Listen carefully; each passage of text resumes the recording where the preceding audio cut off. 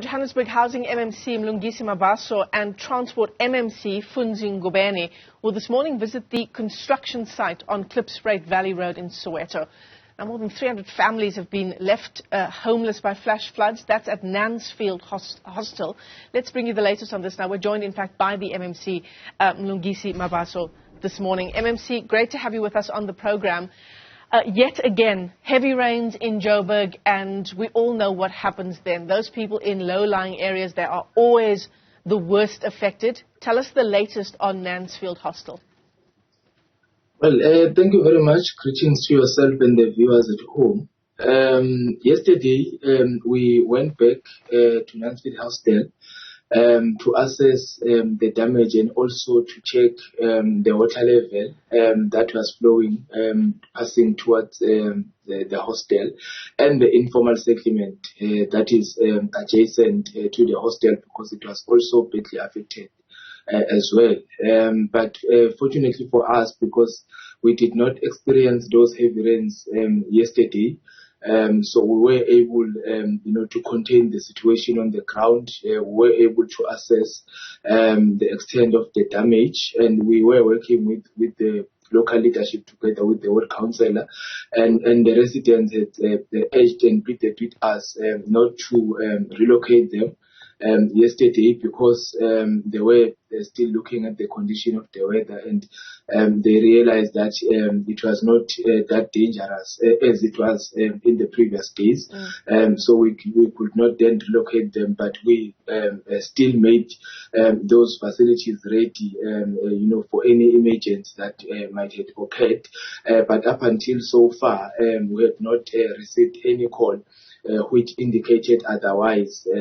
But we are going to proceed with an oversight because we want to deal with the cause of the flood. And it is alleged that it was the contractor that is constructing the bridge that had tampered with the dam that has been in existence for almost 20 years. So we are going to proceed with that, because if we experience other heavy rains, we are going, to witness what we saw on Friday night and Saturday morning. Yeah, absolutely. The other issue, of course, MMC, is around, and this is across Johannesburg, the city of Joburg and its drainage or lack thereof. And we all see it when we have heavy rains like we saw over the weekend, particularly, as you say, on Saturday. Where does your office come in to sort out that issue? Well, in a way, we are responsible for human settlement, not necessary for management of infrastructure.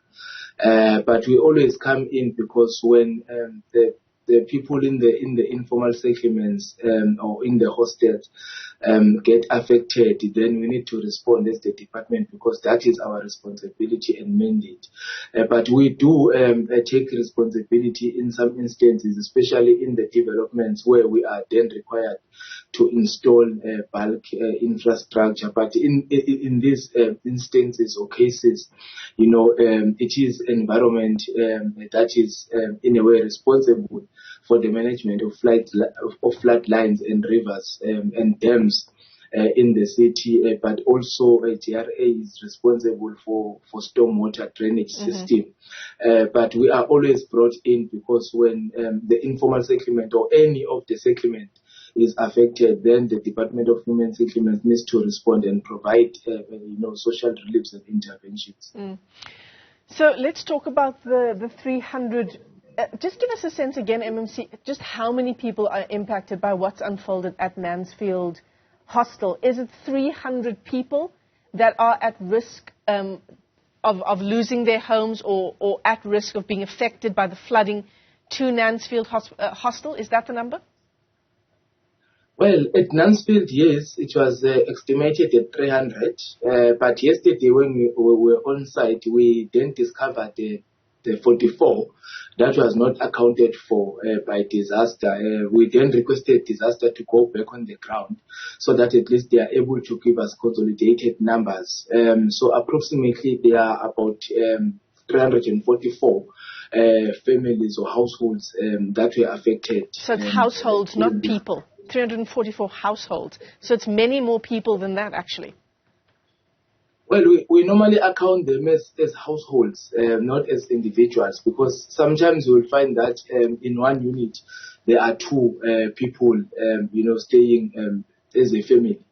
So when we account with them as household, not as individuals. Yeah. And of course the question, MMC, is the rain isn't over yet. There is still rain that's forecast for a little later on in the month. Is your department going to continue to be responsive and reactive instead of proactive? Well, we always prepare ourselves at all times because outside,